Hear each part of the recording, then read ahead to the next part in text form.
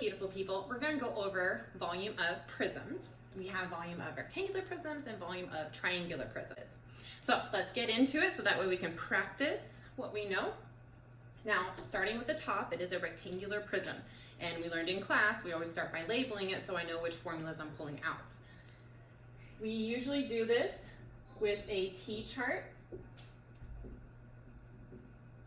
I did abbreviate rectangle and I just put RECT, but we know that that does stand for rectangle.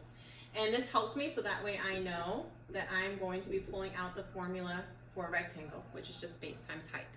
And then I also write the word prism, and that helps me because it tells me what formula I'll be pulling out to find the volume of a prism. And that is always going to be the same no matter what type of prism you have. Once you pull out your formula, now we're just going to pull out our numbers, plug them in, and solve.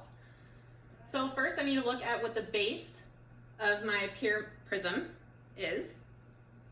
And I know it's a rectangle, and I'm going to be pulling out the base and height of my rectangle. And I see that it is 4 and 6. And I drew it both ways so that way you guys can see it standing vertically and standing horizontally, or laying horizontally. But it would be this bottom guy, 4 by 6. And then the side guy, which is also 4 by 6. And I also like to shade my bases so that way I know what my bases are, because then when we get into the height, we'll get there. So we're going to do 4 times 6, which is mental math, and we know that to be 24. And then I'm going to take this guy, which is my capital B, and plug him into my volume formula. And now I see the capital B. So I know volume equals 24 times my height. And this is why I like to shade them in, because that tells me what my height is. And the height of my prism is always going to be that distance between the two bases. So if it's a horizontal, then it's going to be the horizontal line between the two bases. Or if it's vertical, then it's going to be the height of your prism, which in this case is 10.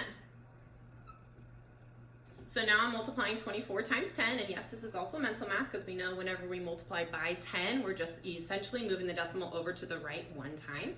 And in this case, that would come out to 240 units cubed. Okay, now for the rectangular prism, did that. We're going to move on to the triangular prism so that way we can kind of see how we're going to solve that, and we're going to do it the exact same way. So, triangular prism. I am going to start by labeling my shape.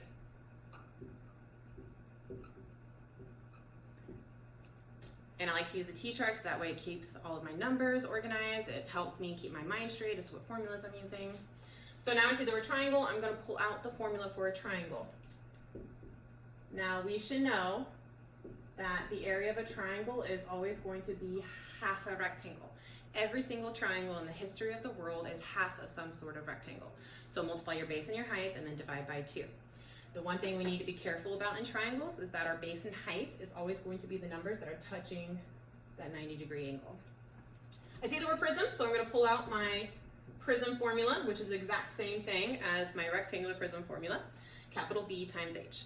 So we're going to find the area of our base, which in this case is a triangle, and then multiply it times the height, or the distance between the two bases.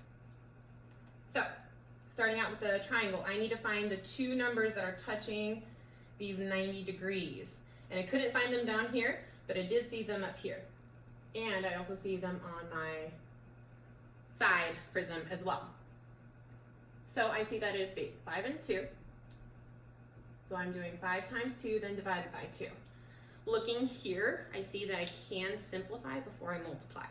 I think it is easier to simplify 2 divided by 2 first. So I know I just have to multiply 5 times 1. I think that's easier than doing 5 times 2, which is 10, then dividing by 2, which is back to 5. Now that I found the area, I'm going to plug that guy into my prism formula so I can multiply the area of my base times the height of my prism. So I have 5 times, and then the height, which is going to be the distance between the two prism bases, is 8. And I can also see that over here, that it is the height of my prism, is 8. So I know mentally what 5 times 8 is. Comes out to 40 units cubed. There we have it. Hey, gorgeous humans. Okay, so just reviewing Prisms, we're now going to go into a word problem that we will have to cube and then solve.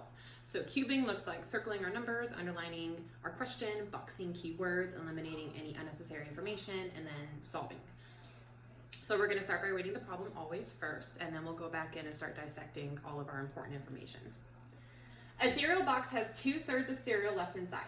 If the box has dimensions of 3 inches by 7 inches and a height of 12 inches, how much cereal is left? So now I'm going to go through and circle my numbers. I see 2/3 that are left.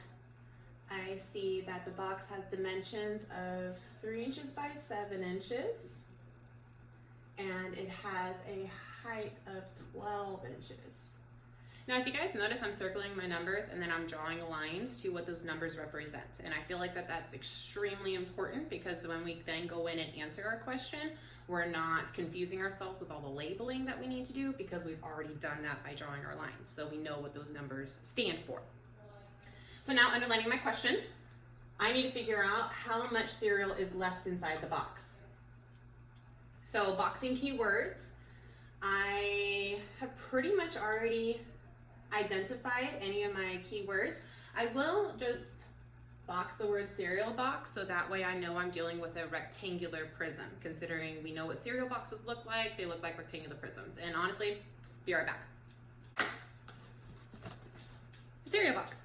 So if it measures, it's 2/3 of the way full. So in my head, I'm thinking it's only about like up to there, full of cereal left. This one has a lot less than it because I love maple. And then my dimensions 3 by 7, I'm thinking that this is probably the 3 inches, and then this is probably the 7 inches.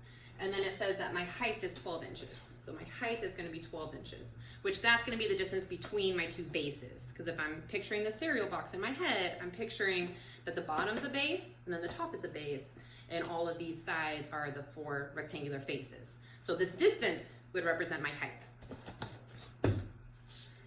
So let's pull out our information. Again, I'm dealing with the volume, so I'm going to draw a T-chart. And I know that it is a rectangular prism.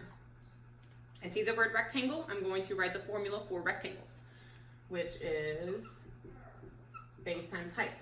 I see the word prism, so I'm going to write the formula for a prism, which is volume equals area of our base, capital B, times H, which is the distance between the two bases, like I just showed you on the box. So now looking back into the problem, I see the dimensions of my base are 3 by 7. So I'm going to do 3 times 7, which we know mentally is 21. Then I'm taking that 21 and I'm substituting it in for the area of my base, capital B. If you notice, capital B, capital B.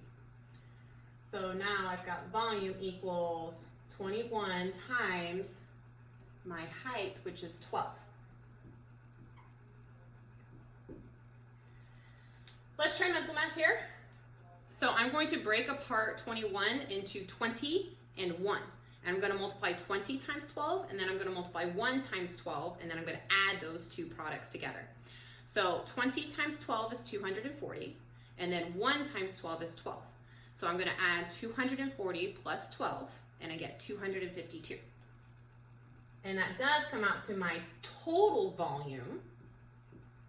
But now I have to go back and deal with this 2/3. So if my box is only 2/3 of the way full, and we know of means to multiply in math, then I'm going to find what is 2/3 times 252. So I'm going to take that out. I'm actually just going to write it off to the side here. So got 252 over 1 times 2 over 3. Now, I do like to cross-reduce before I multiply, and I can cross-reduce my 252 and 3, so I'm going to do that. 3 divided by 3 is 1, 252 divided by 3, 3 can go into 25 8 times, that comes out to 24, and then remainder 1, 3 can go into 12 4 times. So cross-reducing allows me to, simplifying, allows me to multiply across a little bit easier with nicer numbers. Instead of doing 252 times 2, then divided by 3, I'm now just dealing with 84 times 2, which again, we're going to do this in our heads. 84 times 2, so you're just doubling it in your head, should come out to 168. So there is 168 square inches of cereal left in the cereal box. Okay, gorgeous humans, let's go through one more example.